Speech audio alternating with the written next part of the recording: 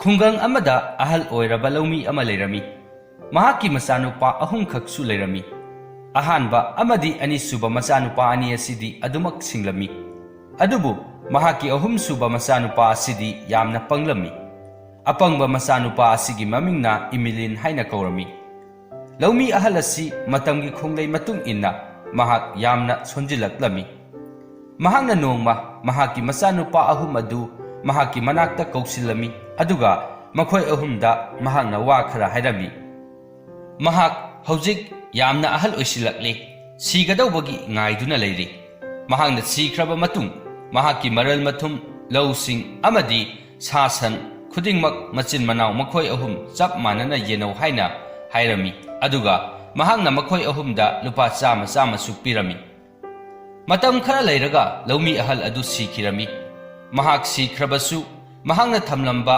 ꯂꯟ ꯊꯨꯝꯁꯤꯡ ꯑꯗꯨꯅ ꯃꯆꯤꯟ ꯃꯅꯥꯎ ꯑꯍꯨꯝ ꯑꯗꯨ ꯃꯇꯝ ꯈꯔꯗꯤ ꯌꯥꯝꯅ ꯅꯨꯡꯉꯥꯏꯅ ꯄꯥꯜꯂꯝꯃꯤ꯫ ꯃꯇꯝ ꯈꯔ ꯂꯩꯔꯒ ꯏꯃꯤꯂꯤꯟꯒꯤ ꯃꯌꯥꯝꯕ ꯑꯅꯤ ꯑꯗꯨ ꯈꯨꯡꯒꯪ ꯑꯗꯨ ꯊꯥꯗꯣꯛꯇꯨꯅ ꯃꯈꯣꯏ ꯁꯍꯔꯗ ꯆꯠꯇꯨꯅ ꯂꯂꯣꯟ ꯏꯇꯤꯛ ꯀꯔꯕꯥꯔ ꯇꯧꯁꯤ ꯍꯥꯏꯅ ꯈꯟꯅꯔꯝꯃꯤ꯫ ꯋꯥꯐꯝ ꯑꯁꯤ ꯃꯈꯣꯏ ꯑꯅꯤꯅ ꯈꯟꯅꯕ ꯂꯣꯏꯔꯗꯨꯅ ꯃꯈꯣꯏꯒꯤ ꯑꯄꯪꯕ ꯃꯅꯥꯎꯅꯨꯄꯥ ꯑꯗꯨꯗ ꯃꯈꯣꯏ ꯈꯨꯡꯒꯪ ꯑꯗꯨ ꯊꯥꯗꯣꯛꯇꯨꯅ ꯁꯍꯔꯗ ꯀꯔꯕꯥꯔ ꯇꯧꯕ ꯆꯠꯂꯅꯤ, ꯃꯍꯥꯛꯀꯤ ꯃꯄꯥꯅ ꯄꯤꯔꯝꯕ ꯂꯨꯄꯥ ꯆꯥꯝꯃ ꯑꯗꯨ ꯃꯈꯣꯏꯗ ꯄꯤꯔꯛꯂꯣ, ꯃꯈꯣꯏꯅ ꯀꯔꯕꯥꯔ ꯇꯧꯕꯗ ꯁꯤꯖꯤꯟꯅꯔꯒꯦ꯫ ꯀꯔꯕꯥꯔ ꯑꯗꯨꯗꯒꯤ ꯑꯇꯣꯡꯕ ꯄꯩꯁꯥꯁꯤꯡ ꯑꯗꯨꯅ ꯃꯍꯥꯛꯀꯤ ꯐꯖꯔꯕ ꯀꯣꯠ ꯑꯉꯥꯡꯕ, ꯐꯖꯔꯕ ꯈꯣꯡꯎꯞ ꯕꯨꯠ ꯑꯃꯗꯤ ꯐꯖꯔꯕ ꯇꯨꯄꯤ ꯑꯃ ꯂꯩꯕꯤꯔꯛꯀꯅꯤ ꯍꯥꯏꯅ ꯃꯈꯣꯏꯅ ꯃꯍꯥꯛꯄꯨ ꯊꯦꯝꯂꯝꯃꯤ꯫ ꯃꯈꯣꯏꯅ ꯈꯨꯡꯒꯪ ꯊꯥꯗꯣꯛꯇꯨꯅ ꯆꯠꯈ꯭ꯔꯤꯉꯩ ꯃꯍꯥꯛꯀꯤ ꯃꯇꯩꯃꯁꯤꯡꯅ ꯍꯥꯏꯕ ꯏꯟꯗꯨꯅ ꯃꯈꯣꯏꯅ ꯇꯧ ꯍꯥꯏꯕꯁꯤꯡ ꯑꯗꯨ ꯇꯧꯗꯨꯅ ꯂꯩꯔꯝꯒꯗꯧꯕꯅꯤ ꯍꯥꯏꯅꯁꯨ ꯍꯥꯏꯔꯝꯃꯤ꯫ ꯀꯣꯠ ꯑꯉꯥꯡꯕ, ꯈꯣꯡꯎꯞ ꯕꯨꯠ ꯑꯉꯥꯡꯕ ꯑꯃꯗꯤ ꯇꯨꯄꯤ ꯑꯉꯥꯡꯕ ꯌꯥꯝꯅ ꯄꯥꯝꯖꯕ ꯏꯃꯤꯂꯤꯟꯅ ꯃꯌꯥꯝꯕ ꯑꯅꯤꯅ ꯍꯥꯏꯔꯤꯕ ꯋꯥꯐꯝꯁꯤꯡ ꯑꯗꯨ ꯌꯥꯔꯝꯃꯤ꯫ ꯃꯗꯨꯗꯒꯤ ꯃꯌꯥꯝꯕ ꯑꯅꯤ ꯑꯗꯨ ꯈꯨꯡꯒꯪ ꯑꯗꯨ ꯊꯥꯗꯣꯛꯇꯨꯅ ꯆꯠꯈ꯭ꯔꯦ ꯑꯗꯨꯒ ꯏꯃꯤꯂꯤꯟꯕꯨꯅ ꯈꯨꯡꯒꯪ ꯑꯗꯨꯗ ꯃꯇꯩꯃ ꯑꯅꯤ ꯑꯗꯨꯒ ꯂꯩꯍꯧꯔꯝꯃꯤ꯫ ꯅꯣꯡꯃ ꯅꯤꯡꯊꯝꯊꯥꯒꯤ ꯌꯥꯝꯅ ꯏꯪꯕ ꯅꯨꯃꯤꯠ ꯑꯃꯗ ꯏꯃꯤꯂꯤꯟꯒꯤ ꯃꯇꯩꯃ ꯑꯅꯤ ꯑꯗꯨꯅ ꯃꯉꯣꯟꯗ ꯇꯨꯔꯦꯜꯗꯒꯤ ꯏꯁꯤꯡ ꯁꯣꯛꯂꯨꯅꯕ ꯍꯥꯏꯔꯝꯃꯤ꯫ ꯏꯃꯤꯂꯤꯟ ꯃꯇꯩꯃ ꯑꯅꯤꯅ ꯍꯥꯏꯔꯤꯕ ꯑꯗꯨ ꯇꯥꯁꯤꯟꯅꯗꯅ ꯃꯍꯥꯛ ꯃꯩꯐꯨ ꯇꯦꯛꯇꯨꯅ ꯂꯩꯔꯝꯃꯤ꯫ ꯃꯍꯥꯛꯅ ꯈꯨꯝꯂꯛꯏ, "ꯅꯈꯣꯏꯕꯨ ꯀꯔꯤ ꯑꯣꯏꯔꯤꯒꯦ? ꯑꯩꯉꯣꯟꯗ ꯏꯁꯤꯡ ꯁꯣꯛꯂꯨꯁꯨ ꯍꯥꯏꯔꯤꯕꯗꯨꯕꯣ? ꯅꯈꯣꯏꯗꯤ ꯏꯁꯤꯡ ꯁꯣꯛꯄ ꯌꯥꯗꯕ꯭ꯔꯥ?" ꯍꯥꯏꯅ ꯈꯨꯝꯂꯝꯃꯤ꯫ ꯃꯇꯩꯃ ꯑꯅꯤ ꯑꯗꯨꯅ ꯏꯃꯤꯂꯤꯟꯕꯨ ꯉꯥꯡꯕ ꯆꯩꯕ ꯍꯧꯔꯛꯂꯝꯃꯤ꯫ ꯃꯈꯣꯏ ꯃꯍꯥꯛꯀꯤ ꯃꯇꯩꯃꯅꯤ, ꯃꯈꯣꯏꯅ ꯍꯥꯏꯕ ꯃꯍꯥꯛꯅ ꯏꯟꯒꯗꯧꯕꯅꯤ, ꯏꯁꯤꯡ ꯍꯣꯟꯕ, ꯏꯁꯤꯡ ꯁꯣꯛꯄ ꯍꯥꯏꯕꯁꯤ ꯅꯨꯄꯥꯒꯤ ꯃꯊꯧꯅꯤ ꯍꯥꯏꯅ ꯆꯩꯔꯝꯃꯤ꯫ ꯑꯗꯨꯒ ꯃꯈꯣꯏꯅ ꯃꯍꯥꯛꯀꯤ ꯄꯥꯎ ꯑꯗꯨ ꯃꯌꯥꯝꯕꯁꯤꯡꯅ ꯍꯜꯂꯛꯂꯒ ꯃꯈꯣꯏꯗ ꯂꯣꯏꯅ ꯇꯝꯒꯅꯤ ꯑꯗꯨꯒ ꯃꯍꯥꯛꯀꯤ ꯐꯨꯔꯤꯠ ꯈꯣꯡꯒꯥꯎ ꯂꯩꯔꯛꯄ ꯃꯌꯥꯝ ꯑꯗꯨꯁꯨ ꯃꯉꯣꯟꯗ ꯑꯃꯠꯇ ꯄꯤꯔꯣꯏ ꯍꯥꯏꯅ ꯏꯃꯤꯂꯤꯟꯗ ꯆꯩꯔꯝꯃꯤ꯫ ꯃꯌꯥꯝꯕꯁꯤꯡꯅ ꯂꯩꯔꯛꯄ ꯐꯨꯔꯤꯠ ꯈꯣꯡꯒꯥꯎ ꯐꯖꯕꯁꯤꯡ ꯑꯗꯨ ꯃꯉꯣꯟda ꯑꯃꯠꯇ ꯄꯤꯔꯣꯏ ꯍꯥꯏꯕ ꯑꯗꯨꯗ ꯏꯃꯤꯂꯤꯟ ꯅꯨꯡꯉꯥꯏꯔꯝꯗꯦ꯫ ꯃꯍꯥꯛ ꯌꯥꯝꯅ ꯇꯜꯂꯕꯁꯨ ꯏꯁꯤꯡ ꯁꯣꯛꯄ ꯆꯠꯄ ꯇꯥꯔꯝꯃꯤ꯫ ꯃꯍꯥꯛ ꯏꯁꯤꯡ ꯁꯣꯛꯄ ꯆꯠꯅꯕꯒꯤꯗꯃꯛ ꯃꯐꯤ ꯃꯔꯣꯜ ꯂꯣꯏꯁꯤꯜꯂꯝꯃꯤ ꯑꯗꯨꯒ ꯃꯍꯥꯛ ꯁꯤꯡꯖꯪ ꯑꯃꯒ ꯕꯥꯜꯇꯤꯜ ꯑꯃꯒ ꯄꯥꯏꯗꯨꯅ ꯇꯨꯔꯦꯜꯗ ꯏꯁꯤꯡ ꯁꯣꯛꯄ ꯀꯨꯝꯈꯤꯔꯝꯃꯤ꯫ ꯅꯤꯡꯊꯝꯊꯥꯒꯤ ꯃꯇꯝ ꯑꯣꯏꯕꯅꯤꯅ ꯇꯨꯔꯦꯜ ꯑꯗꯨꯒꯤ ꯏꯁꯤꯡ ꯑꯗꯨ ꯎꯟ ꯃꯄꯥꯛ ꯃꯄꯥꯛ ꯑꯣꯏꯅ ꯐꯝꯖꯤꯟꯗꯨꯅ ꯂꯩꯔꯝꯃꯤ꯫ ꯏꯃꯤꯂꯤꯟꯅ ꯃꯍꯥꯛꯀꯤ ꯁꯤꯡꯖꯪ ꯑꯗꯨ ꯁꯤꯖꯤꯟꯅꯗꯨꯅ ꯃꯐꯝ ꯑꯃꯗ ꯃꯍꯥꯛꯅ ꯎꯟ ꯈꯔ ꯁꯤꯡꯖꯪ ꯑꯗꯨꯅ ꯀꯣꯊꯣꯛꯂꯝꯃꯤ ꯑꯗꯨꯒ ꯎꯟ ꯑꯗꯨ ꯐꯥꯎꯗꯨꯅ ꯏꯁꯤꯡ ꯂꯩꯔꯤꯕ ꯃꯐꯝ ꯑꯗꯨ ꯐꯥꯎꯕ ꯃꯈꯨꯠ ꯑꯃ ꯍꯨꯠꯂꯝꯃꯤ꯫ ꯃꯍꯥꯛꯅ ꯕꯥꯜꯇꯤꯜ ꯑꯗꯨꯅ ꯏꯁꯤꯡꯈꯔ ꯁꯣꯛꯂꯝꯃꯤ ꯑꯗꯨꯒ ꯃꯍꯥꯛ ꯇꯟꯗꯨꯅ ꯏꯁꯤꯡ ꯃꯈꯥ ꯑꯗꯨꯗ ꯑꯁꯨꯝ ꯌꯦꯡꯗꯨꯅ ꯂꯩꯔꯝꯃꯤ꯫ ꯃꯇꯝ ꯑꯗꯨꯗ ꯏꯈꯪ ꯈꯪꯍꯧꯗꯅ ꯏꯁꯤꯡ ꯃꯈꯥ ꯑꯗꯨꯗ ꯉꯥ ꯑꯃ ꯏꯔꯣꯏꯗꯨꯅ ꯁꯥꯟꯅꯔꯤꯕ ꯑꯗꯨ ꯃꯍꯥꯛꯅ ꯎꯔꯝꯃꯤ꯫ ꯉꯥ ꯑꯗꯨꯅ ꯃꯍꯥꯛꯅ ꯍꯨꯠꯂꯤꯕ ꯃꯈꯨꯜ ꯃꯄꯥ ꯑꯗꯨ ꯍꯦꯛ ꯌꯧꯔꯛꯄꯒ ꯃꯍꯥꯛꯅ ꯉꯥ ꯑꯗꯨꯕꯨ ꯃꯍꯥꯛꯀꯤ ꯕꯥꯜꯇꯤꯜ ꯑꯗꯨꯅ ꯁꯣꯛꯀꯠꯇꯨꯅ ꯐꯥꯔꯝꯃꯤ꯫ ꯃꯍꯥꯛꯀꯤ ꯐꯤ ꯑꯃꯗ ꯌꯣꯝꯁꯤꯟꯗꯨꯅ ꯃꯍꯥꯛꯅ ꯉꯥ ꯑꯗꯨꯕꯨ ꯃꯌꯨꯝꯗ ꯄꯨꯔꯛꯂꯝꯃꯤ꯫ ꯂꯝꯕꯤ ꯑꯗꯨꯗ ꯉꯥ ꯑꯗꯨꯅ ꯏꯃꯤꯂꯤꯟꯗ ꯃꯍꯥꯛꯄꯨ ꯀꯔꯤꯒꯤ ꯐꯥꯔꯤꯕꯅꯣ, ꯃꯍꯥꯛ ꯊꯥꯗꯣꯛꯂꯝꯃꯨ ꯍꯥꯏꯅ ꯍꯥꯏꯔꯝꯃꯤ꯫ ꯏꯃꯤꯂꯤꯟꯅ ꯃꯍꯥꯛꯄꯨ ꯌꯨꯝꯗ ꯄꯨꯔꯒ ꯃꯇꯩꯃꯁꯤꯡꯗ ꯃꯍꯥꯛꯄꯨ ꯊꯣꯡꯍꯟꯒꯗꯧꯔꯤꯕꯅꯤ ꯍꯥꯏꯅ ꯍꯥꯏꯔꯝꯃꯤ꯫ ꯃꯗꯨꯗꯒꯤ ꯉꯥ ꯑꯗꯨꯅ ꯑꯃꯨꯛ ꯏꯃꯤꯂꯤꯟꯗ ꯃꯍꯥꯛ ꯌꯥꯝꯅ ꯄꯩꯁꯥ ꯄꯥꯏꯕ ꯏꯅꯥꯛ ꯈꯨꯟꯕ ꯅꯨꯄꯥ ꯑꯃ ꯁꯣꯏꯗꯅ ꯑꯣꯏꯍꯟꯒꯦ, ꯃꯍꯥꯛꯄꯨ ꯊꯥꯗꯣꯛꯄꯤꯔꯝꯃꯨ ꯍꯥꯏꯅ ꯍꯥꯏꯖꯔꯝꯃꯤ꯫ ꯏꯃꯤꯂꯤꯟ ꯉꯥ ꯑꯗꯨꯅ ꯍꯥꯏꯔꯤꯕ ꯋꯥꯁꯤꯡ ꯑꯗꯨ ꯇꯥꯁꯤꯟꯅꯗꯅ ꯃꯍꯥꯛ ꯃꯌꯨꯝꯗ ꯑꯗꯨꯃꯛ ꯆꯠꯂꯝꯃꯤ꯫ ꯃꯗꯨꯗꯒꯤ ꯉꯥ ꯑꯗꯨꯅ ꯑꯣꯏꯔꯔꯣꯏ ꯈꯪꯕꯗꯒꯤ ꯃꯍꯥꯛꯅ ꯏꯃꯤꯂꯤꯟꯗ ꯃꯍꯥꯛꯅ ꯍꯦꯛ ꯑꯄꯥꯝꯕ ꯑꯗꯨ ꯍꯥꯏꯌꯨ, ꯃꯍꯥꯛꯅ ꯂꯣꯏꯅꯃꯛ ꯃꯍꯥꯛꯀꯤ ꯑꯅꯤꯡꯕꯁꯤꯡ ꯑꯗꯨ ꯊꯨꯡꯍꯟꯕ ꯉꯝꯒꯅꯤ ꯍꯥꯏꯅ ꯍꯥꯏꯔꯝꯃꯤ꯫ ꯉꯥ ꯑꯗꯨꯒꯤ ꯋꯥꯍꯩꯁꯤꯡ ꯑꯗꯨ ꯇꯥꯕꯗ ꯇꯟꯕꯗ ꯃꯄꯥ ꯂꯩꯇ꯭ꯔꯕ ꯏꯃꯤꯂꯤꯟ ꯍꯔꯥꯎꯕ ꯑꯃꯒ ꯂꯣꯏꯅꯅ mahak wakhal ama laklami. Karigumba nga asina mahakna tawbada tanba thabaksin adu loina tawbirabadi mahak yamna nungaina leiba yagani haina mahakna khalami. Madudagi mahakna nga aduda mahakna hairiba wasing adu senglabra mahak wasaktuna amukta hayu haina hairami. Madudagi nga aduna mahak amukta hana thadou aduga mahaki apambasing adu mahakna ningba soidana thunghangani haina mahakna wasaklami.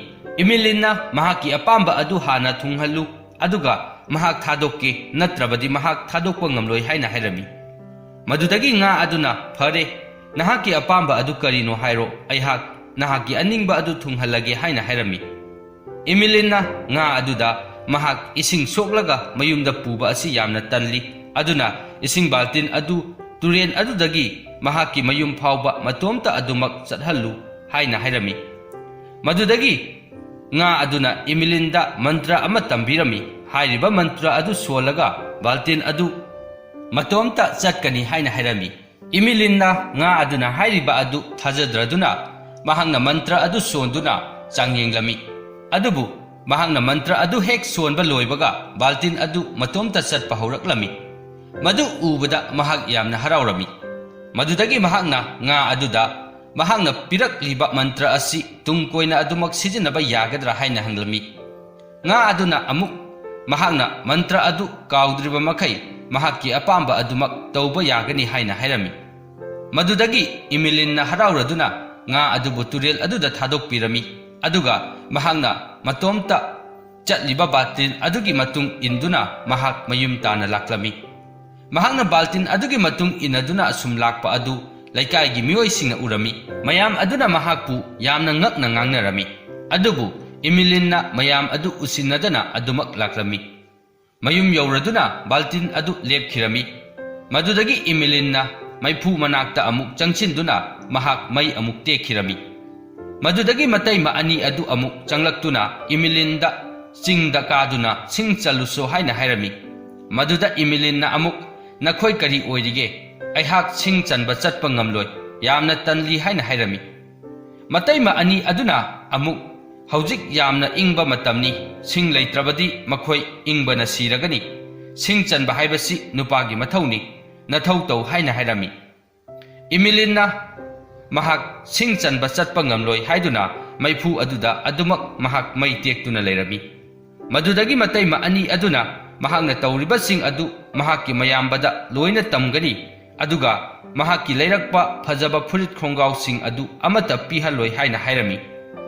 Furit khongaw yamna pamjaba imilin mahak upai leitraduna mahak sing chanba adu chatlage haina hairami. Adubu mahak maipu manak adudagi haugatuna chatpa yamna talami. Madudagi mahakna mahaki singjang amadi thauri aduda ngasai nga aduna taglakhiba mantra adu solami. Aduga mahakna singjang aduda sing yanaba hairami aduga thauri adudana sing adu pullaga matomta yum aduda purau haina hairami. Khanghaudana minna kuppada singjang amadi thauri adu singda chatkhirami. Singjang aduna sing adudagi u yalami aduga thauri aduna sing adubu punduna imilingi manakta matomta laklami. Sing mapu sing adu masana matomta imilingi manakta lakpa adu matay maani aduna uhaurami. Makhoi imilingi mantra jadu asida angakpa ama phaurami. Masidagi sing adu su puraklabanina mayam adu matam kharadi nungaina ingna sikna panduna leirami. Matam khara leiraba matung mai thanaba sing adu amuk loikhirami. Matay maani aduna imilinda makhoigi sing adu loikhre singda sing chanba chatlusu haina hairami. Matam asida imilinna maipu tikna tikna khumlai. Mahak yamna talli aduna sing chanba chatpa ngamloi makhoi oina chatlusu haina hairami. Matay maani aduna sing adudi mafam adudagi yamna thapi makhoina chatpa ngamloi. Masida sunatana sing chanba haiba asi nupagi mathauni. Nahakna chatlu haiba yadrabadi nayamba sing halaklaga loina tamthokani haina hairami. Mayamba singda tamthokani haiba aduda imilin upai leiramde. Madudagi mahak sing chanba chatnabagi damak mafi maro loisilami. Mahakna singjang amaga thauri amaga sajai amaga paiduna sagol gari manak aduda changlaki aduga sagol gari aduda kakhatuna phamlami.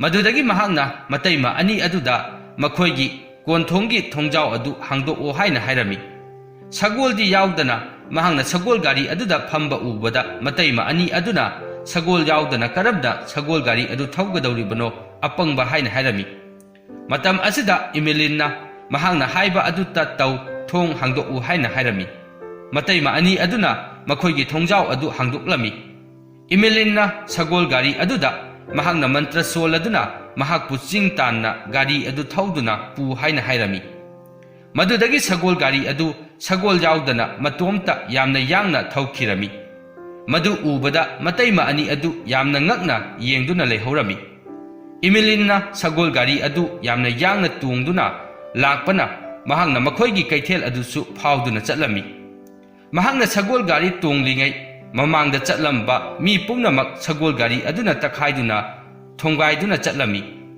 ꯄ꯭ꯔꯖꯥ ꯃꯤꯌꯥꯝ ꯑꯗꯨꯅ ꯃꯍꯥꯛꯀꯤ ꯁꯒꯣꯜ ꯒꯥꯔꯤ ꯑꯗꯨꯕꯨ ꯇꯥꯟꯅꯔꯛꯂꯝꯃꯤ, ꯑꯗꯨꯕꯨ ꯃꯍꯥꯛꯀꯤ ꯒꯥꯔꯤ ꯑꯗꯨ ꯌꯥꯝꯅ ꯌꯥꯡꯅ ꯊꯧꯈꯤꯕꯅ ꯃꯈꯣꯏꯅ ꯇꯥꯟꯅꯕ ꯐꯪꯂꯝꯗꯦ꯫ ꯏꯃꯤꯂꯤꯟ ꯆꯤꯡ ꯌꯧꯔꯗꯨꯅ ꯃꯍꯥꯛ ꯒꯥꯔꯤꯗ ꯀꯨꯝꯊꯔꯝꯃꯤ꯫ ꯃꯗꯨꯗꯒꯤ ꯃꯍꯥꯛꯅ ꯃꯟꯇ꯭ꯔ ꯑꯃꯨꯛ ꯁꯣꯟꯗꯨꯅ ꯃꯍꯥꯛꯀꯤ ꯁꯤꯡꯖꯪ ꯑꯗꯨꯗ ꯎ ꯌꯥꯜꯍꯜꯂꯝꯃꯤ, ꯑꯗꯨꯒ ꯁꯒꯣꯜ ꯒꯥꯔꯤ ꯑꯗꯨ ꯄꯤꯛ ꯊꯟꯅ ꯍꯥꯞꯆꯤꯜꯂꯝꯃꯤ꯫ ꯁꯤꯡ ꯆꯟꯕ ꯂꯣꯏꯔꯗꯨꯅ ꯃꯍꯥꯛ ꯃꯌꯨꯝ ꯇꯥꯟꯅ ꯑꯃꯨꯛ ꯀꯩꯊꯦꯜ ꯃꯆꯥ ꯑꯗꯨ ꯐꯥꯎꯗꯨꯅ ꯂꯥꯛꯂꯝꯃꯤ꯫ ꯃꯐꯝ ꯑꯗꯨꯗ ꯄ꯭ꯔꯖꯥ ꯃꯌꯥꯝ ꯑꯃꯅ ꯃꯍꯥꯛꯄꯨ ꯉꯥꯏꯗꯨꯅ ꯂꯩꯔꯝꯃꯤ꯫ ꯃꯌꯥꯝ ꯑꯗꯨꯅ ꯃꯍꯥꯛꯄꯨ ꯁꯒꯣꯜ ꯒꯥꯔꯤ ꯑꯗꯨꯗꯒꯤ ꯆꯤꯡꯊꯗꯨꯅ ꯐꯨꯔꯝꯃꯤ꯫ ꯃꯗꯨꯗꯒꯤ ꯃꯍꯥꯛꯅ ꯃꯍꯥꯛꯀꯤ ꯁꯥꯖꯩ ꯑꯗꯨꯗ ꯃꯟꯇ꯭ꯔ ꯁꯣꯟꯗꯨꯅ ꯃꯍꯥꯛꯀꯤ ꯂꯝꯕꯤ ꯄꯤꯌꯨ, ꯑꯗꯨꯒ ꯃꯌꯥꯝ ꯑꯗꯨ ꯐꯨꯗꯠꯂꯨ ꯍꯥꯏꯅ ꯍꯥꯏꯔꯝꯃꯤ꯫ ꯏꯃꯤꯂꯤꯟꯒꯤ ꯁꯥꯖꯩ ꯑꯗꯨꯅ ꯃꯌꯥꯝ ꯑꯗꯨ ꯏꯟꯊꯣꯛꯇꯨꯅ ꯃꯍꯥꯛꯀꯤ ꯂꯝꯕꯤ ꯄꯤꯔꯝꯃꯤ꯫ ꯏꯃꯤꯂꯤꯟ ꯁꯒꯣꯜ ꯒꯥꯔꯤ ꯑꯗꯨꯗ ꯇꯣꯡꯈꯠꯇꯨꯅ ꯃꯍꯥꯛ ꯃꯌꯨꯝꯗ ꯑꯃꯨꯛ ꯍꯜꯂꯛꯂꯝꯃꯤ꯫ ꯃꯍꯥꯛꯀꯤ ꯁꯥꯖꯩ ꯑꯗꯨꯅ ꯃꯤꯌꯥꯝ ꯑꯗꯨ ꯃꯇꯣꯝꯇ ꯐꯨꯔꯝꯃꯤ, ꯑꯗꯨꯒ ꯁꯥꯖꯩ ꯑꯗꯨ ꯃꯍꯥꯛꯀꯤ ꯃꯅꯥꯛꯇ ꯑꯃꯨꯛ ꯂꯥꯛꯂꯝꯃꯤ꯫ ꯏꯃꯤꯂꯤꯟ ꯁꯤꯡ ꯃꯌꯥꯝ ꯑꯗꯨ ꯃꯌꯨꯝꯗ ꯄꯨꯔꯛꯇꯨꯅ ꯊꯝꯂꯝꯃꯤ, ꯑꯗꯨꯒ ꯃꯍꯥꯛ ꯃꯩꯐꯨ ꯃꯅꯥꯛꯇ ꯑꯃꯨꯛ ꯃꯩ ꯇꯦꯛꯄ ꯆꯪꯈꯤꯔꯝꯃꯤ꯫ ꯏꯃꯤꯂꯤꯟꯅ ꯃꯤꯌꯥꯝ ꯑꯃ ꯃꯍꯥꯛꯀꯤ ꯁꯒꯣꯜ ꯒꯥꯔꯤꯅ ꯇꯛꯈꯥꯏꯔꯝꯕ, ꯑꯗꯨꯒ ꯃꯤꯌꯥꯝ ꯑꯗꯨꯕꯨ ꯃꯍꯥꯛꯀꯤ ꯁꯥꯖꯩ ꯑꯗꯨꯅ ꯃꯇꯣꯝꯇ ꯐꯨꯔꯝꯕꯒꯤ ꯑꯉꯛꯄ ꯄꯥꯎ ꯑꯁꯤ ꯈꯨꯜ ꯑꯗꯨꯗ ꯋꯥꯔꯤ ꯑꯣꯏꯅ ꯂꯤꯅꯕ ꯍꯧꯔꯛꯂꯝꯃꯤ꯫ ꯋꯥꯔꯤ ꯑꯁꯤ ꯃꯊꯪ ꯃꯊꯪ ꯑꯁꯨꯝ ꯂꯤꯅꯔꯛꯄꯅ ꯅꯤꯡꯊꯧꯒꯤ ꯅꯥꯀꯣꯡ ꯌꯧꯈꯤꯔꯝꯃꯤ꯫ ꯄꯥꯎ ꯑꯁꯤ ꯇꯥꯕꯗ ꯅꯤꯡꯊꯧ ꯑꯗꯨ ꯌꯥꯝꯅ ꯉꯛꯂꯝꯃꯤ꯫ ꯃꯍꯥꯛꯅ ꯏꯃꯤꯂꯤꯟꯕꯨ ꯑꯃꯨꯛꯇꯪ ꯎꯅꯕ ꯄꯥꯝꯂꯝꯃꯤ꯫ ꯃꯔꯝ ꯑꯁꯤꯅ ꯃꯍꯥꯛꯅ ꯃꯍꯥꯛꯀꯤ ꯃꯅꯥꯏ ꯑꯅꯤ ꯏꯃꯤꯂꯤꯟꯕꯨ ꯀꯣꯅꯨꯡꯗ ꯄꯨꯔꯛꯅꯕ ꯊꯥꯈꯤꯔꯝꯃꯤ꯫ ꯃꯅꯥꯏ ꯑꯅꯤ ꯑꯗꯨꯅ ꯈꯨꯜ ꯑꯗꯨꯒꯤ ꯅꯤꯡꯊꯧ ꯈꯨꯜꯂꯥꯛꯄꯒꯤ ꯃꯌꯨꯝꯗ ꯆꯪꯂꯝꯃꯤ, ꯑꯗꯨꯒ ꯏꯃꯤꯂꯤꯟꯒꯤ ꯃꯔꯝꯗ ꯍꯪꯂꯝꯃꯤ꯫ ꯈꯨꯜꯂꯥꯛꯄ ꯑꯗꯨꯅ ꯏꯃꯤꯂꯤꯟꯒꯤ ꯃꯌꯨꯝ ꯑꯗꯨ ꯅꯤꯡꯊꯧ ꯃꯅꯥꯏ ꯑꯅꯤ ꯑꯗꯨꯗ ꯇꯥꯛꯂꯝꯃꯤ꯫ ꯅꯤꯡꯊꯧ ꯃꯅꯥꯏ ꯑꯅꯤ ꯑꯗꯨ ꯏꯃꯤꯂꯤꯟꯒꯤ ꯃꯌꯨꯝꯗ ꯂꯥꯛꯂꯝꯃꯤ꯫ ꯏꯃꯤꯂꯤꯟꯅ ꯃꯩꯐꯨ ꯃꯅꯥꯛꯇ ꯃꯩ ꯇꯦꯛꯇꯨꯅ ꯂꯩꯔꯝꯕ ꯑꯗꯨ ꯃꯈꯣꯏꯅ ꯎꯔꯝꯃꯤ꯫ ꯃꯈꯣꯏꯅ ꯏꯃꯤꯂꯤꯟꯒꯤ ꯃꯅꯥꯛꯇ ꯆꯪꯁꯤꯜꯂꯛꯂꯝꯃꯤ, ꯑꯗꯨꯕꯨ ꯃꯈꯣꯏꯗꯤ ꯏꯃꯤꯂꯤꯟ ꯃꯁꯛ ꯑꯗꯨ ꯈꯪꯗꯕꯅꯤꯅ ꯏꯃꯤꯂꯤꯟ ꯃꯁꯥꯃꯛ ꯑꯗꯨꯗ ꯏꯃꯤꯂꯤꯟ ꯀꯗꯥꯏꯗ ꯂꯩꯕꯒꯦ ꯍꯥꯏꯅ ꯍꯪꯂꯝꯃꯤ꯫ ꯃꯗꯨꯗ ꯏꯃꯤꯂꯤꯟꯅ ꯃꯍꯥꯛ ꯍꯪꯂꯤꯕ ꯀꯔꯤꯒꯤꯅꯣ ꯍꯥꯏꯅ ꯍꯪꯂꯝꯃꯤ꯫ ꯅꯤꯡꯊꯧ ꯃꯅꯥꯏ ꯑꯅꯤ ꯑꯗꯨꯅ ꯈꯣꯜ ꯀꯂꯞꯅ ꯃꯈꯣꯏ ꯅꯤꯡꯊꯧꯒꯤ ꯃꯅꯥꯏ ꯉꯥꯛꯇꯅꯤ, ꯅꯤꯡꯊꯧꯒꯤ ꯌꯥꯊꯤꯡ ꯃꯇꯨꯡ ꯏꯟꯅ ꯏꯃꯤꯂꯤꯟ ꯂꯧꯕ ꯂꯥꯛꯄꯅꯤ ꯍꯥꯏꯅ ꯈꯨꯝꯂꯝꯃꯤ꯫ ꯃꯇꯝ ꯑꯁꯤꯗ ꯏꯃꯤꯂꯤꯟꯅ ꯅꯤꯡꯊꯧꯅ ꯀꯧꯔꯤꯕ ꯑꯗꯨ ꯀꯔꯤ ꯇꯧꯅꯕ ꯀꯧꯔꯤꯕꯅꯣ ꯍꯥꯏꯅ ꯍꯪꯂꯛꯏ꯫ ꯏꯃꯤꯂꯤꯟꯒꯤ ꯌꯥꯝꯅ ꯀꯨꯞꯅ ꯍꯪꯕ ꯃꯑꯣꯡ ꯑꯗꯨꯗ ꯅꯤꯡꯊꯧ ꯃꯅꯥꯏ ꯑꯅꯤ ꯑꯗꯨ ꯌꯥꯝꯅ ꯁꯥꯎꯅꯤꯡꯂꯝꯃꯤ꯫ ꯃꯗꯨꯗꯒꯤ ꯅꯤꯡꯊꯧ ꯃꯅꯥꯏ ꯑꯃꯅ ꯏꯃꯤꯂꯤꯟꯒꯤ ꯃꯈꯖꯥꯏꯗ ꯈꯨꯄꯥꯛꯅ ꯀꯟꯅ ꯊꯥꯖꯤꯜꯂꯝꯃꯤ꯫ ꯃꯗꯨꯗꯒꯤ ꯏꯃꯤꯂꯤꯟꯁꯨ ꯁꯥꯎꯔꯛꯇꯨꯅ ꯃꯍꯥꯛꯀꯤ ꯁꯥꯖꯩ ꯑꯗꯨꯗ ꯃꯟꯇ꯭ꯔ ꯁꯣꯟꯗꯨꯅ ꯅꯤꯡꯊꯧ ꯃꯅꯥꯏ ꯑꯅꯤ ꯑꯗꯨꯕꯨ ꯁꯥꯖꯩ ꯑꯗꯨꯅ ꯃꯇꯣꯝꯇ ꯀꯟꯊꯠꯍꯜꯂꯝꯃꯤ꯫ ꯃꯇꯧ ꯑꯗꯨ ꯎꯕꯗ ꯅꯤꯡꯊꯧ ꯃꯅꯥꯏ ꯑꯅꯤ ꯑꯗꯨ ꯌꯥꯝꯅ ꯉꯛꯂꯝꯃꯤ꯫ ꯃꯗꯨꯗꯒꯤ ꯃꯅꯥꯏ ꯑꯅꯤ ꯑꯗꯨ ꯀꯣꯅꯨꯡ ꯇꯥꯟꯅ ꯆꯦꯟꯈꯤꯔꯝꯃꯤ, ꯑꯗꯨꯒ ꯅꯤꯡꯊꯧꯗ ꯄꯥꯎꯁꯤꯡ ꯑꯗꯨ ꯇꯝꯂꯝꯃꯤ,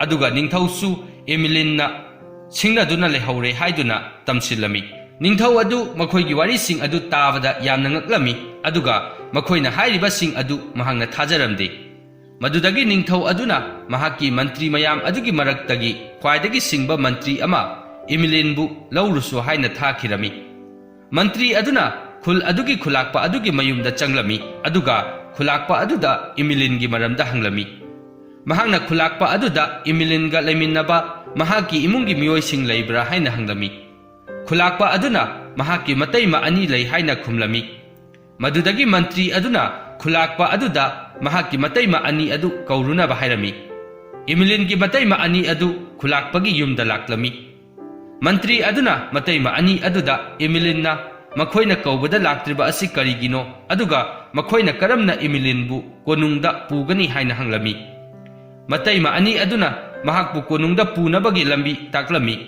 Madudagi ningthaugi asingba mantri adu uhai wahai amadi acha athak mayam ama puraduna Emilingi manakta laklami. Emilinna maifu manak aduda hiptuna lairiba adu mantri aduna urami. Mantri aduna Emilinda mahak maifu manak aduda adum hiptuna lairiba karigino. Mahaka konungda chatsi haiduna mahakna acha athak mayam adu pijaduna themlami. Emilinna mafam asida maifu laibanina mafam asi yamna lumi yamna nungai aduna mahak mafam adu thadoktuna chatpa ngamloi haina hairami. Mantri aduna amuk hairaki ningthaugi konungdasu maifu mayam ama lei. Ningthaugi konungsu nahaki ka asigumba ayingba phaude. Yamna lumi mafam aduda afaba mi kaya amasu lei aduna mi mayam adugasu unarusi mahak konungda chatsi haina hairami. Matam asidasu Emilinna mahakti yamna tanba mini aduna mahak chatlaroi mafam aduda adumak leihaurage haina hairami. Madudagi mantri aduna aroibada ningthauna mahaki kot angangba khongup but angangba phajaba amadi angangba tupi pini haihowi aduna mahak konungda chatlasi haina hairami. Madu hairakpa matam adudadi Emilin adu mahaki pamjaba adu phanglani khalladuna mahak konungda chatsi haiba yarami. Emilinna mikup khara wakhal tawrami. Aihakna konungda chatningdriba asi karigino haina khalami. Madudagi mahakna chatningdriba asi ingani haina khanbagini haina khalami. Masidagi mahaki maifu aduda mantra solami aduga mahakna maifu adubu mahaki manakta adumak inaraknaba hairami. Matau asumna mahaki nakanda maifu adu adumak inaraktuna makhoi ningthaugi konungda laklami. Asum lakpana mantri amadi Emilin ningthaugi konung yausilaklami. Emilinna chawraba maifu amaga loinana konung changlakpa aduda ningthau adu pungak ngaklami. Emilin ningthaugi manakta changlaklami adubu mahak wa amata haidana tuminna adumak leirami. Masidagi ningthau aduna Emilinda mahakna praja mayam ama mahaki sagol gari aduna takhairami haiba asi karigino haina hanglami. Masida Emilinna madudi mahaki maral natte mayamgi maralni. Makhoina sagol gari uraga nakanda leithoktuna leitabagi makhoi garina takpani haina khumlami. Matam asida ningthaugi masak matau yamna phajarabi mahaki machanupi adu thongnaudagi Emilinda yenglaklami. Ningthau machanupi adugi masak matau adu ubada Emilin ngaukhirami. Madudagi mahakna mantra sonduna ningthau machanupi aduna mahakpu yamna nungsi hallu haina hairami. Mahakna mantra adu hek solubadagi ningthaugi machanupi adu Emilinda pungau ngaukhirami. Mahakna Emilinbu yamna nungsiba ama poklami. Madudagi Emilin mahaki mantra adu amuk sonduna mahak ningthauda karisu hairamdana mahaki mayumda maifu adu amuk puduna laklami. Aduga mahaki ka aduda maifu adu thamduna mahak nungaina amuk tumduna leirami. Ningthaugi machanupina apangba Emilinbu pami nungsi haibasi leibak sinba thungna ngangnarami. Ningthau machanupi adunasu mapada mahakpu Emilinda luhongbiyo haina haijarami. Ningthau adu apangba Emilin amadi mahaki machanupi ani aduda yamna saurami. Mahakna Emilinbu laman khungge haina khalami adubu mahakna Emilinbu karamna phagani haiba khanglamde. Matam asida mahaki asingba mantri aduna wakhal ama puthoklami. Madudi mamangda Emilinbu kaurunaba thakhiba manai ani adu Emilin puraktana halakhi. Makhoi ani dandi piba oina handaksu Emilinbu amuk phanaba thasi aduga maduda phadana halaklabadi makhoi ani dandi pisi haina kihansi haina hairami. Madudagi ningthau aduna manai ani adu kaurami aduga makhoigi ngamjabi upai tawduna Emilinbu mahaki manakta purakadaubani natrabadi makhoi ani dandi pigani haina hairami. Manai ani adusu upai leitana adumak ningthaugi yathang adu puduna laklami. Makhoina khul adugi khulakpa adugi mayumda changlami aduga mahaki yumda Emilin jauna chaklen ama sinsi maduda Emilin su yawhansi haina hairami. Khulakpa aduna lakliba nupasing adu ningthaugi miyoini haiba khangladuna makhoina hairiba adu mahakna yarami. Numidangi matamda khulakpagi yumda chaklen ama silami. Chaklen aduda khulakpana sinduna Emilin su yawhalami. Chaklen aduda khulakpa aduna Emilinbu yu mayam ama pithaklami. Yu mayam aduna maram oiraga Emilin yam thunamak nakhoktuna tumthakhirami. Mahakna tumthakhibagi tanja adu lauraduna ꯅꯤꯡꯊꯧꯒꯤ ꯃꯅꯥꯏ ꯑꯅꯤ ꯑꯗꯨꯅ ꯏꯃꯤꯂꯤꯟꯕꯨ ꯁꯒꯣꯜ ꯒꯥꯔꯤꯗ ꯍꯥꯞꯇꯨꯅ ꯅꯤꯡꯊꯧꯒꯤ ꯃꯅꯥꯛꯇ ꯄꯨꯔꯛꯂꯝꯃꯤ꯫ ꯏꯃꯤꯂꯤꯟ ꯄꯨꯔꯛꯂꯦ ꯍꯥꯏꯗꯨꯅ ꯅꯤꯡꯊꯧ ꯃꯅꯥꯏ ꯑꯅꯤ ꯑꯗꯨꯅ ꯅꯤꯡꯊꯧꯗ ꯇꯝꯂꯝꯃꯤ꯫ ꯈꯨꯗꯛ ꯑꯗꯨꯗ ꯅꯤꯡꯊꯧ ꯑꯗꯨ ꯏꯃꯤꯂꯤꯟ ꯌꯦꯡꯕ ꯊꯣꯛꯂꯝꯃꯤ꯫ ꯃꯗꯨꯗꯒꯤ ꯃꯍꯥꯛꯅ ꯏꯃꯤꯂꯤꯟ ꯑꯃꯗꯤ ꯃꯍꯥꯛꯀꯤ ꯃꯆꯥꯅꯨꯄꯤ ꯑꯅꯤ ꯑꯗꯨ ꯆꯥꯎꯔꯕ ꯌꯣꯠꯂꯤ ꯑꯃꯃꯝꯅ ꯄꯨꯟꯁꯤꯜꯂꯝꯃꯤ꯫ ꯑꯗꯨꯒ ꯃꯈꯣꯏ ꯑꯅꯤꯕꯨ ꯌꯨ ꯈꯔꯨꯡ ꯑꯆꯧꯕ ꯑꯃꯗ ꯍꯥꯞꯇꯨꯅ ꯁꯃꯨꯗ꯭ꯔ ꯃꯄꯥꯟ ꯇꯥꯅ ꯂꯥꯛꯂꯝꯃꯤ꯫ ꯃꯗꯨꯗꯒꯤ ꯅꯤꯡꯊꯧ ꯑꯗꯨꯅ ꯃꯈꯣꯏ ꯑꯅꯤꯕꯨ ꯁꯃꯨꯗ꯭ꯔ ꯑꯗꯨꯗ ꯂꯪꯊꯔꯝꯃꯤ꯫ ꯃꯇꯝ ꯑꯗꯨꯗ ꯏꯃꯤꯂꯤꯟꯗꯤ ꯅꯥꯈꯣꯛꯇꯨꯅ ꯌꯥꯝꯅ ꯅꯨꯡꯉꯥꯏꯅ ꯇꯨꯝꯗꯨꯅ ꯂꯩꯔꯝꯃꯤ꯫ ꯐꯅ ꯀꯨꯏꯅ ꯇꯨꯝꯂꯕ ꯃꯇꯨꯡ ꯃꯍꯥꯛ ꯃꯤꯀꯞ ꯊꯣꯛꯂꯝꯃꯤ꯫ ꯃꯍꯥꯛꯅ ꯃꯤꯀꯞ ꯊꯣꯛꯂꯛꯄ ꯑꯗꯨꯗ ꯆꯥꯎꯔꯕ ꯈꯔꯨꯡ ꯑꯃꯒꯤ ꯃꯅꯨꯡꯗ ꯂꯩꯔꯝꯕ ꯑꯗꯨꯗ ꯃꯍꯥꯛ ꯉꯛꯂꯝꯃꯤ꯫ ꯃꯍꯥꯛꯅ ꯎꯏꯔꯤ ꯎꯏꯔꯤ ꯃꯐꯝ ꯑꯁꯤ ꯀꯗꯥꯏꯗꯅꯣ ꯍꯥꯏꯅ ꯍꯪꯂꯝꯃꯤ꯫ ꯃꯇꯝ ꯑꯁꯤꯗ ꯅꯤꯡꯊꯧ ꯃꯆꯥꯅꯨꯄꯤ ꯑꯗꯨꯅ ꯃꯈꯣꯏꯅ ꯂꯩꯔꯤꯕ ꯑꯗꯨ ꯁꯃꯨꯗ꯭ꯔꯒꯤ ꯃꯌꯥꯏꯗꯅꯤ, ꯑꯗꯨꯒ ꯃꯈꯣꯏ ꯑꯁꯤ ꯈꯔꯨꯡ ꯑꯃꯒꯤ ꯃꯅꯨꯡꯗ ꯌꯥꯎꯔꯤꯕꯅꯤ ꯍꯥꯏꯅ ꯍꯥꯏꯔꯝꯃꯤ꯫ ꯅꯨꯄꯤ ꯑꯗꯨꯅ ꯃꯈꯣꯏ ꯃꯐꯝ ꯑꯗꯨꯗꯒꯤ ꯌꯥꯝꯅ ꯊꯨꯅ ꯊꯣꯛꯑꯁꯤ ꯍꯥꯏꯅ ꯍꯥꯏꯔꯝꯃꯤ꯫ ꯏꯃꯤꯂꯤꯟꯅ ꯃꯍꯥꯛꯇꯤ ꯃꯐꯝ ꯑꯗꯨꯗ ꯇꯨꯝꯗꯨꯅ ꯂꯩꯔꯤꯕ ꯑꯗꯨ ꯌꯥꯝꯅ ꯅꯨꯡꯉꯥꯏꯔꯤ, ꯃꯍꯥꯛ ꯊꯣꯛꯄ ꯇꯜꯂꯤ ꯍꯥꯏꯅ ꯍꯥꯏꯔꯝꯃꯤ꯫ ꯑꯗꯨꯕꯨ ꯅꯨꯄꯤ ꯑꯗꯨꯅ ꯃꯄꯤ ꯇꯥꯕ ꯃꯈꯩ ꯌꯥꯝꯅ ꯀꯟꯅ ꯍꯥꯏꯖꯕ ꯑꯗꯨꯗ ꯅꯨꯡꯉꯥꯏꯇ꯭ꯔꯗꯨꯅ ꯅꯨꯄꯤ ꯑꯗꯨꯅ ꯍꯥꯏꯔꯤꯕ ꯑꯗꯨ ꯃꯍꯥꯛꯅ ꯌꯥꯔꯝꯃꯤ꯫ ꯃꯍꯥꯛꯅ ꯃꯆꯤꯟꯗ ꯃꯟꯇ꯭ꯔ ꯁꯣꯜꯂꯝꯃꯤ, ꯑꯗꯨꯒ ꯃꯈꯣꯏꯅ ꯂꯩꯔꯤꯕ ꯈꯔꯨꯡ ꯑꯗꯨ ꯁꯃꯨꯗ꯭ꯔ ꯃꯄꯥꯟꯗ ꯀꯥꯏꯔꯣ, ꯑꯗꯨꯒ ꯃꯈꯣꯏꯕꯨ ꯄꯨꯜꯂꯤꯕ ꯌꯣꯠꯀꯤ ꯌꯣꯠꯂꯤ ꯑꯗꯨꯁꯨ ꯂꯣꯏꯅ ꯇꯠꯂꯣ ꯍꯥꯏꯅ ꯍꯥꯏꯔꯝꯃꯤ꯫ ꯃꯗꯨꯗꯒꯤ ꯈꯨꯗꯛ ꯑꯗꯨꯗ ꯃꯈꯣꯏ ꯁꯃꯨꯗ꯭ꯔ ꯃꯄꯥꯟ ꯌꯧꯔꯝꯃꯤ꯫ ꯃꯐꯝ ꯑꯗꯨ ꯌꯧꯕꯒ ꯆꯐꯨ ꯑꯗු ꯀꯥꯏꯈꯤꯔꯝꯃꯤ, ꯑꯗꯨꯒ ꯃꯈꯣꯏꯗ ꯄꯨꯜꯂꯤꯕ ꯌꯣꯠꯀꯤ ꯌꯣꯠꯂꯤꯁꯤꯡ ꯑꯗꯨꯁꯨ ꯂꯣꯏꯅ ꯇꯠꯈꯤꯔꯝꯃꯤ꯫ ꯏꯃꯤꯂꯤꯟ ꯇꯧꯕ ꯉꯝꯕ ꯅꯨꯄꯥꯅꯤ ꯍꯥꯏꯕꯁꯤ ꯅꯤꯡꯊꯧ ꯃꯆꯥꯅꯨꯄꯤ ꯑꯗꯨꯅ ꯈꯪꯂꯝꯃꯤ꯫ ꯃꯗꯨꯗꯒꯤ ꯃꯍꯥꯛꯅ ꯏꯃꯤꯂꯤꯟꯗ ꯃꯈꯣꯏ ꯅꯣꯡ ꯆꯨꯔꯛꯂꯕꯗꯤ ꯃꯐꯝ ꯑꯗꯨꯗ ꯂꯩꯕ ꯅꯨꯡꯉꯥꯏꯇꯦ, ꯑꯗꯨꯅ ꯅꯣꯡ ꯊꯨꯞꯅꯕ ꯃꯐꯝ ꯑꯃ ꯑꯣꯏꯅ ꯌꯨꯝ ꯐꯖꯕ ꯑꯃ ꯁꯥꯕꯤꯌꯨ ꯍꯥꯏꯅ ꯍꯥꯏꯖꯔꯝꯃꯤ꯫ ꯃꯍꯥꯛ ꯋꯥ ꯌꯥꯝꯅ ꯉꯥꯡꯉꯤ, ꯑꯗꯨꯕꯨ ꯏꯃꯤꯂꯤꯟꯗꯤ ꯌꯥꯝꯅ ꯇꯟꯂꯤ ꯍꯥꯏꯗꯨꯅ ꯃꯍꯥꯛꯅ ꯍꯥꯏꯔꯤꯕ ꯑꯗꯨ ꯏꯃꯤꯂꯤꯟꯅ ꯌꯥꯔꯝꯗꯦ꯫ ꯃꯗꯨꯗꯒꯤ ꯅꯤꯡꯊꯧ ꯃꯆꯥꯅꯨꯄꯤ ꯑꯗꯨꯅ ꯀꯞꯇꯨꯅ ꯍꯥꯏꯖꯕ ꯑꯗꯨꯗ ꯃꯍꯥꯛꯅ ꯅꯨꯡꯉꯥꯏꯇꯗꯨꯅ ꯁꯃꯨꯗ꯭ꯔ ꯃꯄꯥꯟ ꯑꯗꯨꯗ ꯆꯥꯎꯔꯕ ꯀꯣꯅꯨꯡ ꯑꯃ ꯃꯟꯇ꯭ꯔꯒꯤ ꯃꯇꯦꯡꯅ ꯁꯦꯝꯂꯝꯃꯤ꯫ ꯀꯣꯅꯨꯡ ꯑꯗꯨ ꯑꯗꯨꯛꯀꯤ ꯃꯇꯤꯛ ꯆꯥꯎꯅ ꯁꯥꯔꯝꯃꯤ꯫ ꯃꯐꯝ ꯑꯗꯨꯗ ꯃꯅꯥꯏ ꯃꯁꯦꯜ ꯑꯃꯗꯤ ꯃꯟꯇ꯭ꯔꯤ ꯀꯌꯥ ꯑꯃꯁꯨ ꯂꯩꯔꯝꯃꯤ꯫ ꯃꯈꯣꯏꯅ ꯏꯃꯤꯂꯤꯟ ꯑꯃꯗꯤ ꯅꯨꯄꯤ ꯑꯗꯨ ꯎꯕꯗ ꯇꯔꯥꯝꯅ ꯑꯣꯛꯂꯝꯃꯤ, ꯑꯗꯨꯒ ꯃꯈꯣꯏꯕꯨ ꯅꯤꯡꯊꯧꯒꯤ ꯐꯝꯕꯥꯜꯗ ꯐꯝꯍꯜꯂꯝꯃꯤ꯫ ꯃꯐꯝ ꯑꯗꯨꯗ ꯂꯩꯔꯤꯕ ꯃꯟꯇ꯭ꯔꯤ ꯑꯃꯗꯤ ꯃꯤꯑꯣꯏꯁꯤꯡ ꯑꯗꯨ ꯌꯥꯝꯅ ꯃꯁꯛ ꯃꯇꯧ ꯐꯖꯕ ꯑꯃꯗꯤ ꯌꯥꯝꯅ ꯁꯤꯡꯕ ꯃꯤꯑꯣꯏ ꯉꯥꯛꯇ ꯑꯣꯏꯔꯝꯃꯤ꯫ ꯃꯗꯨ ꯎꯕꯗ ꯏꯃꯤꯂꯤꯟ ꯃꯁꯥ ꯃꯇꯣꯝꯇ ꯌꯥꯝꯅ ꯏꯀꯥꯏꯖꯔꯝꯃꯤ꯫ ꯃꯗꯨꯗꯒꯤ ꯃꯍꯥꯛꯅ ꯃꯟꯇ꯭ꯔ ꯁꯣꯟꯗꯨꯅ ꯃꯍꯥꯛ ꯃꯁꯥ ꯑꯗꯨ ꯃꯁꯛ ꯃꯇꯧ ꯌꯥꯝꯅ ꯐꯖꯕ, ꯌꯥꯝꯅ ꯁꯤꯡꯕ ꯃꯤ ꯑꯃ ꯑꯣꯜꯂꯣ ꯍꯥꯏꯅ ꯍꯥꯏꯔꯝꯃꯤ꯫ ꯃꯗꯨꯗꯒꯤ ꯏꯃꯤꯂꯤꯟ ꯌꯥꯝꯅ ꯃꯁꯛ ꯃꯇꯧ ꯐꯖꯕ ꯑꯁꯤꯡꯕ ꯃꯤ ꯑꯃ ꯑꯣꯜꯂꯛꯂꯝꯃꯤ꯫ ꯃꯗꯨꯗꯒꯤ ꯃꯍꯥꯛꯅ ꯃꯍꯥꯛꯀꯤ ꯃꯅꯥꯏ ꯀꯌꯥ ꯑꯃ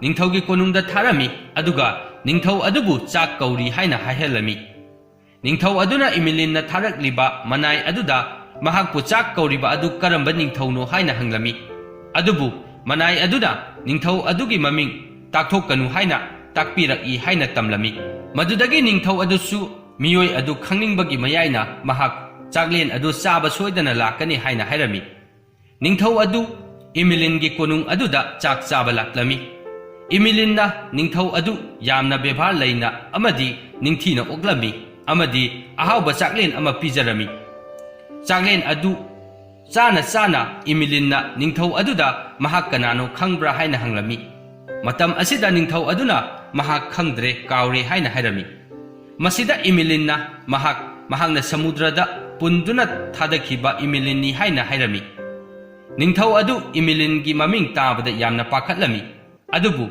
ꯏꯃꯤꯂꯤꯟꯅ ꯃꯍꯥꯛꯀꯤ ꯅꯨꯄꯤ ꯀꯧꯊꯣꯛꯇꯨꯅ ꯃꯄꯥꯒ ꯎꯅꯍꯜꯂꯝꯃꯤ꯫ ꯃꯄꯥꯅ ꯃꯆꯥꯅꯨꯄꯤ ꯑꯗꯨꯗ ꯃꯍꯥꯛ ꯂꯥꯜꯂꯦ ꯍꯥꯏꯅ ꯍꯥꯏꯖꯔꯝꯃꯤ꯫ ꯃꯆꯥꯅꯨꯄꯤ ꯑꯗꯨꯅ ꯃꯄꯥꯕꯨ ꯉꯥꯛꯄꯤꯔꯝꯃꯤ꯫ ꯍꯧꯖꯤꯛꯇꯤ ꯏꯃꯤꯂꯤꯟ ꯑꯃꯗꯤ ꯅꯤꯡꯊꯧ ꯃꯆꯥꯅꯨꯄꯤ ꯑꯅꯤ ꯑꯗꯨ ꯂꯩꯕꯥꯛ ꯄꯨꯡꯖꯥꯎ ꯊꯤꯟꯅ ꯂꯨꯍꯣꯡꯈꯤꯔꯝꯃꯤ꯫ ꯅꯤꯡꯊꯧ ꯑꯗꯨꯅ ꯃꯍꯥꯛꯀꯤ ꯂꯩꯕꯥꯛ ꯑꯗꯨ ꯏꯃꯤꯂꯤꯟꯗ ꯃꯍꯥꯛ ꯅꯤꯡꯊꯧ ꯑꯣꯏꯅ ꯄꯥꯜꯂꯣ ꯍꯥꯏꯅ ꯍꯥꯏꯔꯝꯃꯤ, ꯑꯗꯨꯕꯨ ꯏꯃꯤꯂꯤꯟꯅ ꯃꯍꯥꯛꯅ ꯍꯥꯏꯔꯤꯕ ꯑꯗꯨ ꯌꯥꯔꯝꯗꯦ꯫ ꯃꯍꯥꯛꯀꯤ ꯀꯣꯅꯨꯡ ꯑꯗꯨꯗ ꯑꯗꯨꯃꯛ ꯅꯤꯡꯊꯧ ꯑꯣꯏꯅ ꯄꯥꯜꯂꯒꯦ ꯍꯥꯏꯅ ꯍꯥꯏꯔꯝꯃꯤ꯫ ꯑꯁꯨꯝꯅ ꯑꯄꯪꯕ ꯏꯃꯤꯂꯤꯟ ꯉꯥ ꯑꯃ ꯊꯦꯡꯅꯔꯨꯕꯗꯒꯤ ꯃꯍꯥꯛ ꯅꯤꯡꯊꯧ ꯑꯣꯏꯅ ꯄꯥꯟꯈꯤ, ꯑꯗꯨꯒ ꯃꯍꯥꯛ ꯅꯤꯡꯊꯧ ꯃꯆꯥꯅꯨꯄꯤꯁꯨ ꯂꯧꯈꯤ꯫ ꯋꯥꯔꯤ ꯑꯁꯤ ꯃꯇꯥꯡ ꯑꯁꯤꯗ ꯂꯣꯏꯁꯤꯟꯖꯔꯦ꯫ ꯋꯥꯔꯤ ꯑꯁꯤ ꯂꯤꯕꯗ ꯁꯣꯏꯈꯤꯕ ꯌꯥꯎꯔꯕꯁꯨ ꯇꯥꯕꯤꯔꯤꯕ ꯄꯨꯝꯅꯃꯛꯅ ꯉꯥꯛꯄꯤꯅꯕ ꯅꯣꯂꯨꯛꯅ ꯍꯥꯏꯖꯔꯤ꯫